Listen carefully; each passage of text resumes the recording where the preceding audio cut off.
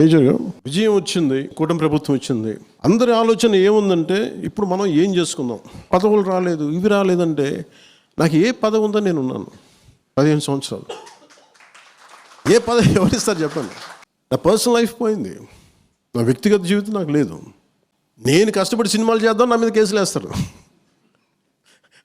ఒక political leader ఎలా బతకాలి? నాకేం కంపెనీస్ లేవు, పత్రికా కంపెనీస్ లేవు, నాకు పబ్లికేషన్స్ లేవు, సిమెంట్ ఫ్యాక్టరీస్ లేవు, లేదు. మనం ఏదైనా కూర్చొని ఆల్రెడీ ఒక భారతీయ జనతా పార్టీ లాంటి ఒక పెద్ద బలమైన పార్టీలో ఉంటే నేను కూర్చోబెట్టి నేను ఒక కద్దరు లాల్చి పైజం వేసుకుని సంచి పెట్టుకుని తిరగడం సిద్ధమే. కానీ మన అలాంటి పార్టీ కాదు మంది. అన్నీ నేనే అవ్వాల్సి వచ్చింది. సైద్ధాంతిక బలం నేనే ఇవ్వాలి, పార్టీని నడపాల్సిన ఆర్థిక బలం నేనే ఇవ్వాలి, మళ్ళీ దీనికి కావాల్సిన పోరాట బలం ముందు నేనుండి నడిపించాలి. 3 అంచెల పోరాటం చేస్తే కానీ పార్టీని 15 సంవత్సరాలు ముందుకు నడపలేకపోయాను. నిలబడ్డాం కాబట్టి దీనికి ప్రేరణ తీసుకుని చాలామంది వచ్చారు యువత.